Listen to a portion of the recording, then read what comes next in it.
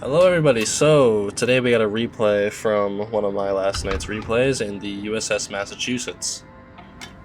Now, the USS Massachusetts is a very capable ship. It has three 16-inch guns, so tier 9 Iowa class guns, and it has some of the best secondaries in the game.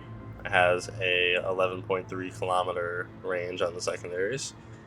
And I have it to where my detectability range is 13 kilometers. So basically, as soon as you are spotted by this thing, or as soon as it spots you, or anything like that, you are within its secondary range. And that is very terrifying for most ships because this thing has 10 secondaries on each side.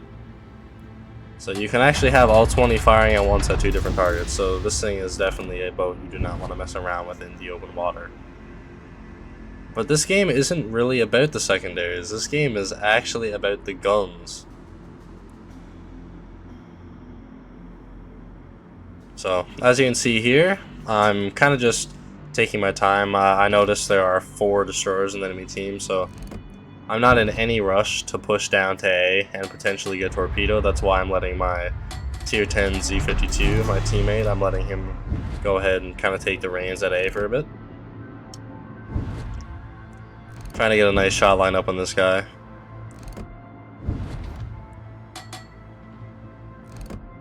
Because European battleships are usually fairly quick, so they can kind of change on a dime.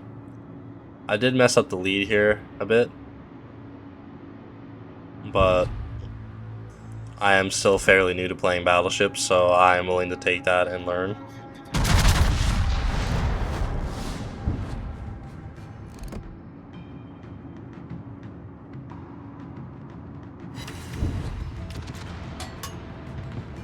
Here I am angling to avoid most of that AP damage. He does get 1 penetration on me, it looks like, but nothing too major. My Z52 has managed to land a torpedo on him, so that's good. But what I'm most surprised is, how come I haven't seen any destroyers on this flank? Well, if you look at the bottom right, you'll see that the Akatsuki and the Hiroshima and the Ragnar are on the right side. So that only leaves the Forrest Sherman. But even he hasn't been spotted, and it's been 5 minutes into this battle.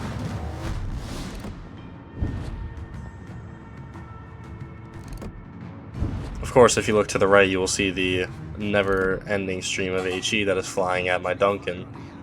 So that is most likely the Forrest Sherman. And it ends up being the Forrest Sherman.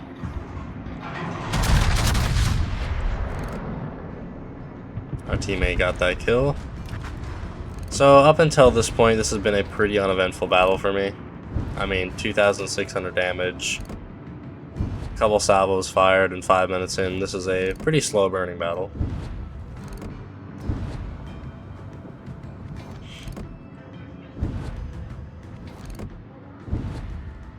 I kind of just forgot about depth charges here because I could have totally depth charged that sturdy. But it also seems like my teammates got that covered. Trying to line up some shots in the Alabama here.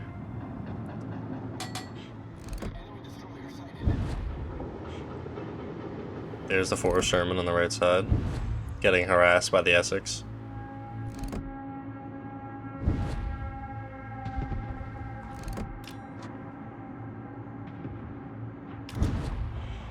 The Alabama is making my job a bit more difficult by angling away so far, and there's the Imahari.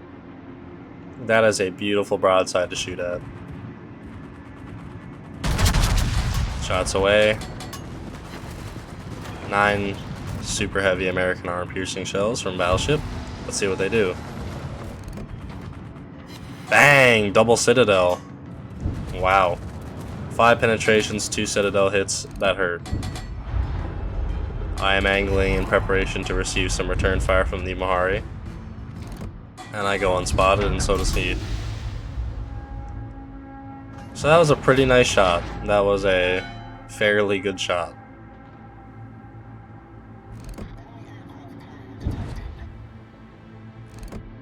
There's the Audacious. Now, he is outside of my current range for my main battery, but if you use a spotter, he is within my range.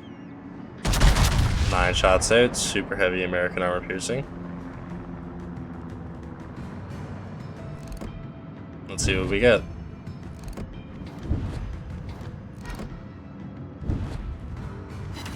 Ooh, bang, another Citadel. 2 pens, one of those bars being a Citadel hit. There's a Ragnar trying to get some HE damage on us, but luckily we do have quite the armored deck, so I'm not really too worried about that much damage coming from that. Let's get some more shots on this Audacious. 9 more shots.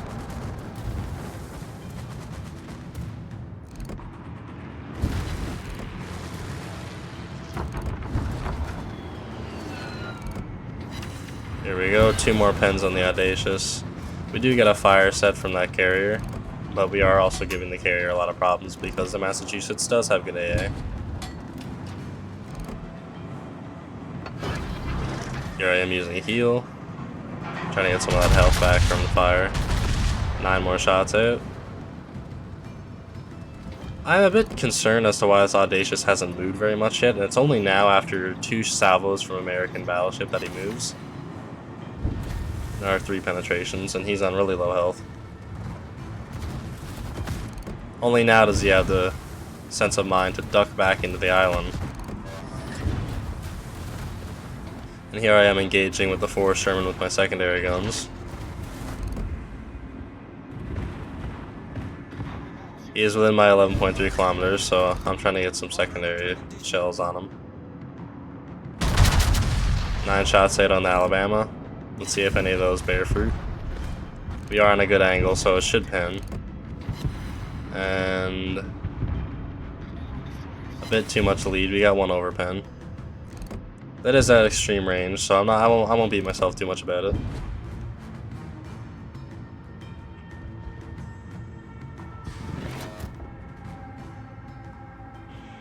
Let's just hope the next salvos are a bit better. But here we are, 4 Citadels later, almost 100,000 damage, 27 hits. Secondary batteries not really putting in much work because, well, they just simply haven't had the opportunity to put in that much work. Here I am debating about taking the shot, but just at the range and angle it doesn't seem viable. That is until I notice that he's turning. So I fire the shot preemptively right about there in preparation for him to turn into it. 9 shots out. Super heavy American armor piercing, by the way, from a battleship that he's about to turn into. Let's see what happens to the old Alabama. Bang! 3 Citadels. 4 penetrations. Almost 46,000 damage. He gives me some return shots. I angle in. So he misses those completely. And then aptly finishes him off. So, now we have 140,000 damage. And 7 Citadels. This is truly probably my best display of being a battleship captain ever. Massachusetts is also a ship that I just love dearly, and I only got the Massachusetts on Christmas out of one of the Christmas containers that I spent money on. And let's just say I do not regret it because I am very much in love with this Tier 8 ship. Because the beauty about playing the Massachusetts, whether you get up tiered or whether you get down tiered, it performs just as well. Or if it stays in its own tier, then it also performs just as good.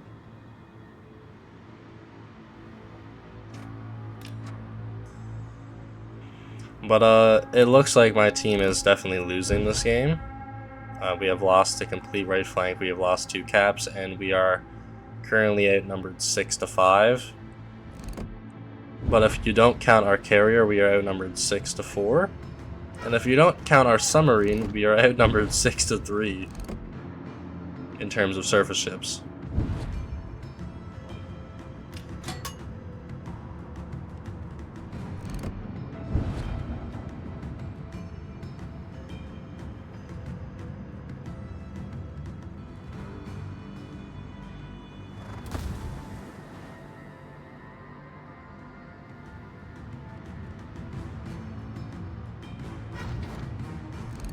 Is the Yamahara again.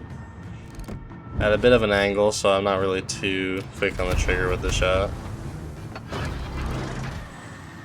But I do take it nonetheless.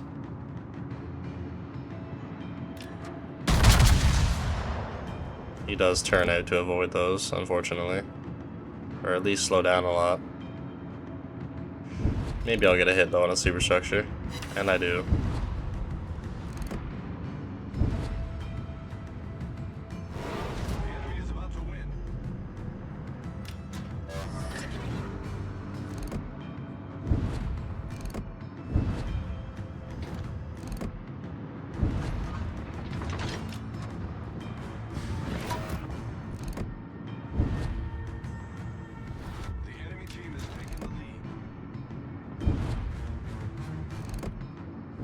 Here we have the Venezia, trying his luck at long range.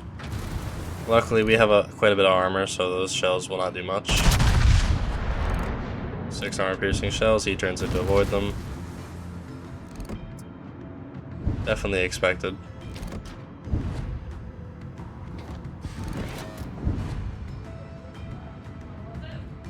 This is about the point where he soon should be getting into my secondary battery range. There's the Riga. He has good armor piercing, so he will do a lot from the front. Holding my fire on this Venezia, just to see what he'll do. And he does not move off course very much, so that should be some decent damage. 1 penetration, that's nice.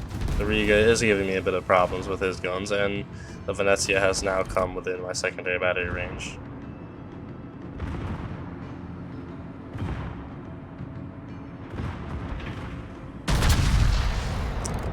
I save 2 of my guns in reserve in case he shows me a broadside. Torpedoes from, I guess that would be the Akazuki. Yeah, that's this.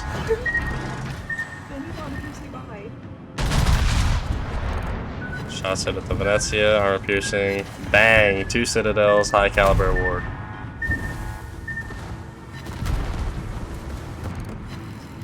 Secondaries are putting in some work.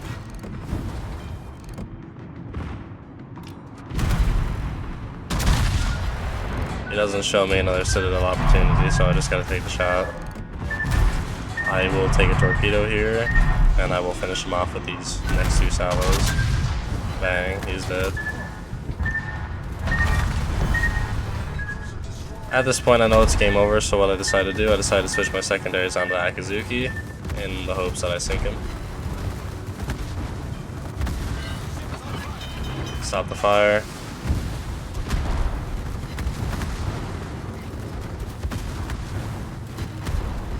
And my secondaries keep firing, and will they kill the Akazuki? Yes, they will, with my very last bullet.